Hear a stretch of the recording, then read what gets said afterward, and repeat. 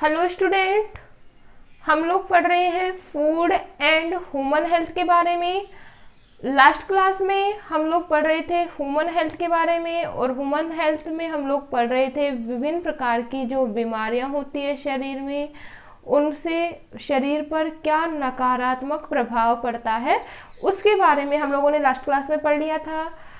आज हम पढ़ेंगे जो ह्यूमन हेल्थ में नशीले पदार्थों का, ह्यूमंस अगर नशीले पदार्थों का उपयोग करते हैं तो उन नशीले पदार्थों का बॉडी के ऊपर क्या इफेक्ट पड़ेगा। तो आज का जो हमारा टॉपिक है वो है नशीले पदार्थ।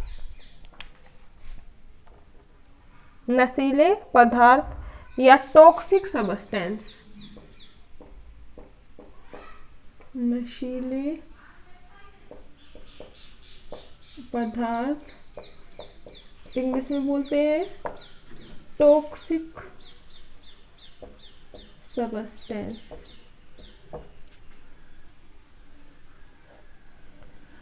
सबसे पहले तो हम लोग जान लेते हैं कि क्या होते हैं टॉक्सिक सब्सटेंसेस या नशीले पदार्थ क्या होते हैं। जैसा कि नाम है नशीले पदार्थ, मतलब वे पदार्थ जो मानव के द्वारा नशा करने के लिए प्रयुक्त किए जाते हैं क्या कहलाएंगे, नशीले पदार्थ। ठीक है, जो ये पदार्थ होते हैं इनका उपयोग व्यक्ति अपने आनंद के लिए करता है, लेकिन धीरे धीरे ये जो पदार्थ होते हैं वो मानव के लिए, मानव उनका आदी बन जाता है, या व्यक्ति उसका क्या बन जाता है, आदी बन जाता है, और उसकी से क्या पड़ जाती है, आदत पड़ जाती है। We all know that student, जो टॉक्सिक सब्सटेंसेज होते हैं या जो नशीले पदार्थ होते हैं वो बॉडी के ऊपर विपरीत प्रभाव डालते हैं या शरीर के ऊपर विपरीत प्रभाव डालते हैं। ठीक है, ये मानव की प्रतिष्ठा के लिए भी और मानव के शरीर के लिए भी क्या है, हानिकारक होते हैं। इससे शरीर के साथ साथ धन की भी क्या होती है, हानि होती है। इतना क्लियर है। अब हम यहाँ पर विभिन्न प्रकार के नशीले पदार्थों के बारे में चर्चा करेंगे, जिसमें हमारा फर्स्ट जो है वो है गुटखा।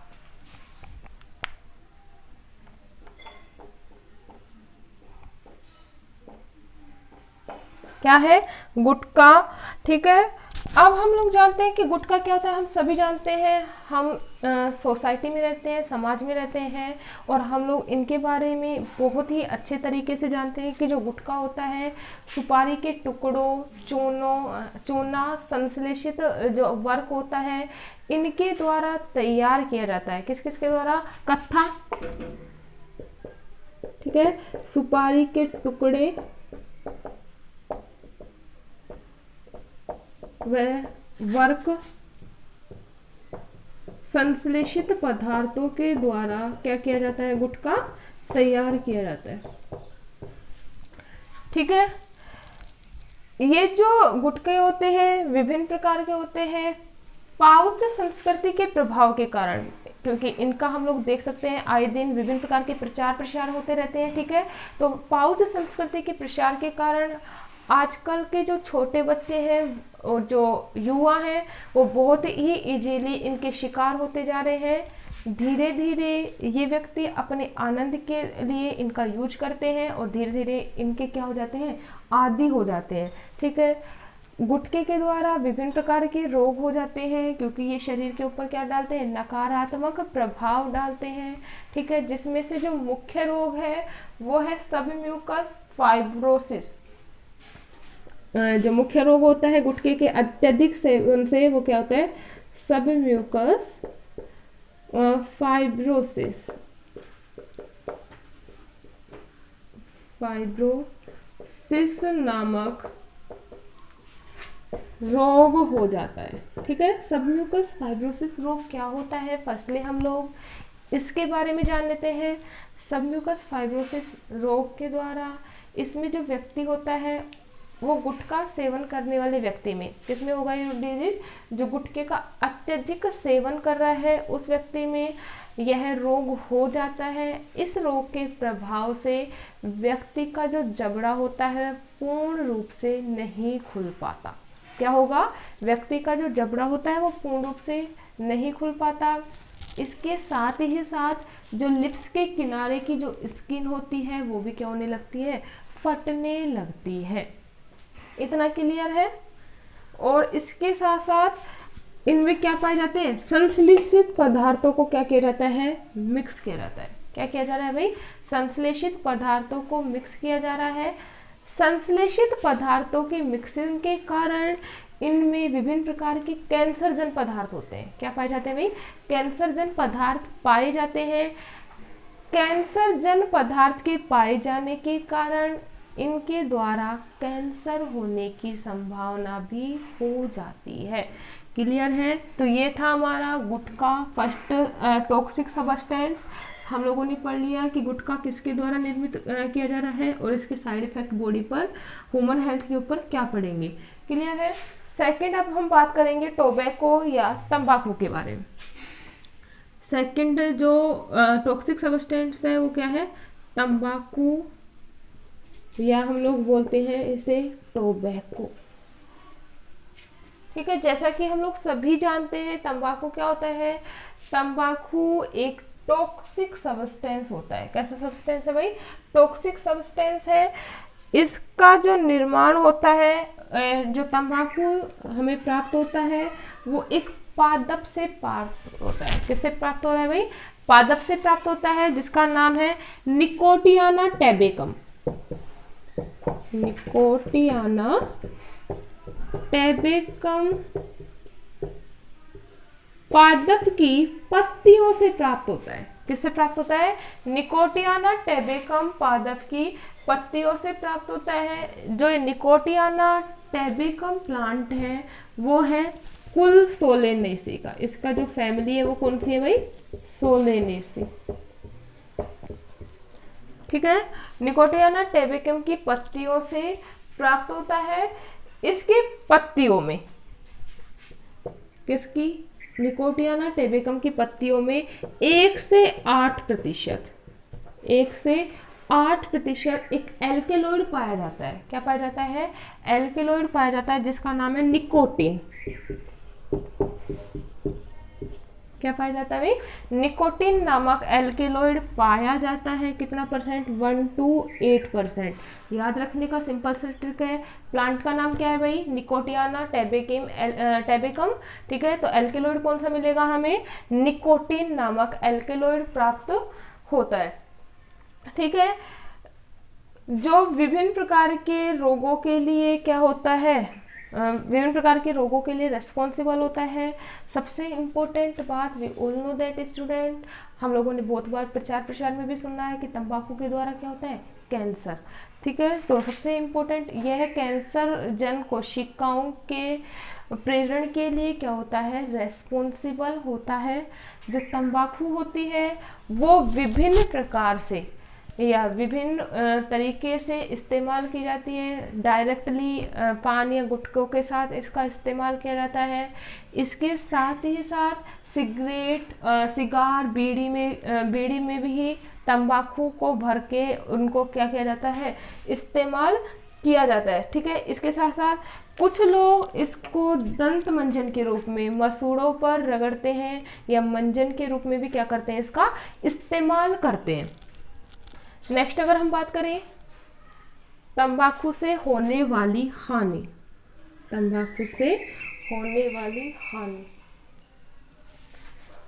We all know that student, हम लोगों ने देखा है बहुत सारे इनके पाउच होते हैं, उनके ऊपर भी लिखा होता है साफ साफ, जो वार्निंग होती है वो क्या लिखी होती है, तंबाकू से क्या होता है, कैंसर। तंबाकू से क्या होता है, कैंसर। तो सबसे इम्पोर्टेंट जो इसका हार्मफुल इफेक्ट है बॉडी पर वो क्या है, तंबाकू से मुंह, जीभ, गले के कैंसर होने की जो संभावना होती है वो बढ़ जाती है। तो क्या हो सकता है इसे, मुंह, जीभ व गले का क्या हो सकता है, कैंसर। ठीक है। नेक्स्ट अगर हम बात करें, we all know that student कि टोबैको में क्या पाया जा रहा है, निकोटीन। क्या पाया जा रहा है, निकोटीन पाया जाता है। यह एक प्रकार का एल्केलॉइड है। जो निकोटीन जो पदार्थ होता है वो जमा हो जाता है धमनियों की दीवारों पर। किसके ऊपर जमा हो जाता है, धमनियों की दीवारों के ऊपर जमा हो जाता है। धमनियों की दीवार, वी ऑल नो दैट धमनियों का फंक्शन क्या है, ब्लड को सप्लाई करना, क्या है, ब्लड को सप्लाई करना।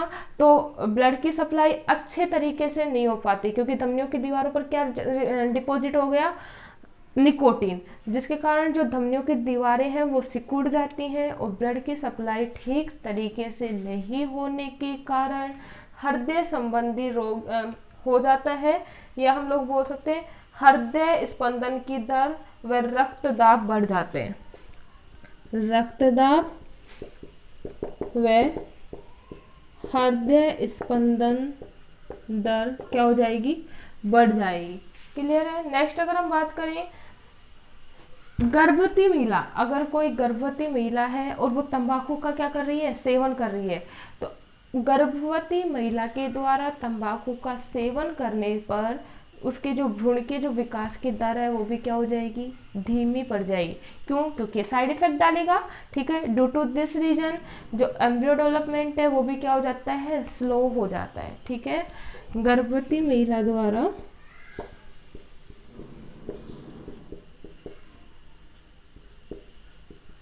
तंबाकू सेवन द्वारा क्या हो जाएगा, तंबाकू सेवन से भ्रूण विकास गति क्या हो जाएगी भाई, धीमी।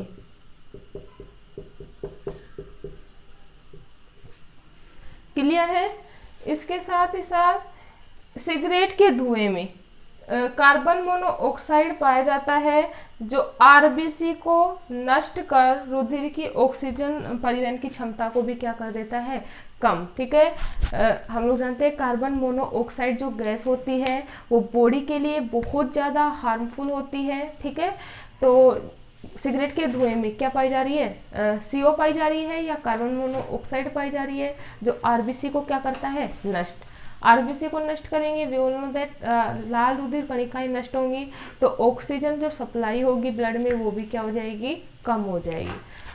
अगर हम बात करें next passive smoking, passive smoking किसे कहते हैं कि अगर कोई व्यक्ति सिगरेट या फिर बीड़ी का इस्तेमाल कर रहा है और कोई व्यक्ति जो सामान्य इंसान है वो इसका इस्तेमाल नहीं कर रहा लेकिन उसके संपर्क में बना हुआ है या उसके पास बैठा हुआ है, तो उसकी जो धुआं होती है सामान्य व्यक्ति के ऊपर भी अपना इफेक्ट दिखाती है, उसमें कार्बन मोनोऑक्साइड प्रेजेंट होता है, ठीक है। दूसरे व्यक्ति के ऊपर इनडायरेक्टली रूप से क्या डाल रहा है, प्रभाव डाल रहा है। तो इस प्रकार की जो स्मोकिंग होती है वो क्या कहलाती है, पैसिव स्मोकिंग कहलाती है। तो पैसिव स्मोकिंग के द्वारा सामान्य व्यक्ति के शरीर के ऊपर भी क्या डलता है, कुप्रभाव डलता है, ठीक है। तो ये थी हमारी हार्मफुल इफेक्ट किसके, तंबाकू के। क्लियर है। अगर हम बात करें एक सर्वे के अकॉर्डिंग या WHO की रिपोर्ट के अकॉर्डिंग हर साल तंबाकू के सेवन के द्वारा लगभग पूरा जो वर्ल्ड है उसमें 60 लाख व्यक्ति या 60 लाख व्यक्तियों की क्या हो जाती है, मौत हो जाती है। किसके इस्तेमाल से, तंबाकू के इस्तेमाल से।